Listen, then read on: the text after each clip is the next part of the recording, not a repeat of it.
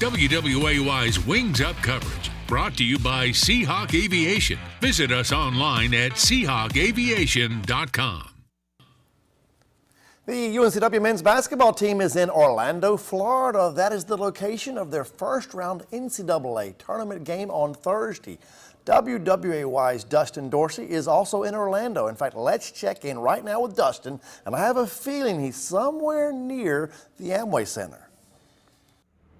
The UNCW Seahawks will be taking on the Virginia Cavaliers Thursday at the Amway Center. That's the giant building right behind me. It's home to the Orlando Magic, but this week it's home to March Madness. Now UNCW will be hitting the practice floor Wednesday at noon, and they'll get about a full day's rest before taking on UVA Thursday at 12:40. We'll have Wings Up coverage for you all week long, so make sure to stay tuned for that. For now, in Orlando, I'm Dustin Dorsey, and this is your Wings Up coverage for WWAY News. Certainly look forward to seeing more from Dustin throughout the week. Tony Bennett, of course, is the Virginia head basketball coach, and before leaving Charlottesville, he provided a brief scouting report on the Seahawks.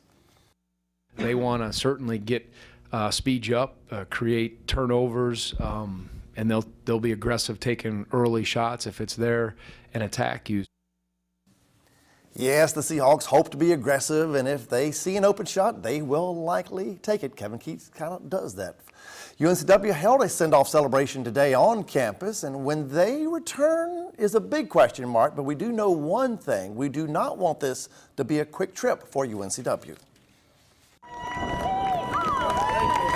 Going to the NCAA basketball tournament should never get old. For some of these Seahawk players, it's a return trip. For some, it's a first, like Jalen Fornes. Yeah, I feel like we're ready for anybody. We just want to go in with a lot of confidence, just ready to play. We're just going to go in there with a lot of focus and look to win the game in advance. UNCW brings a fast-paced, up and down the court tempo to the NCAA tournament.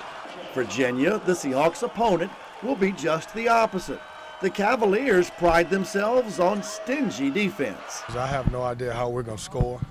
I've been in practice, and I've tried to sneak 7 or 8 guys out in there on the defensive end.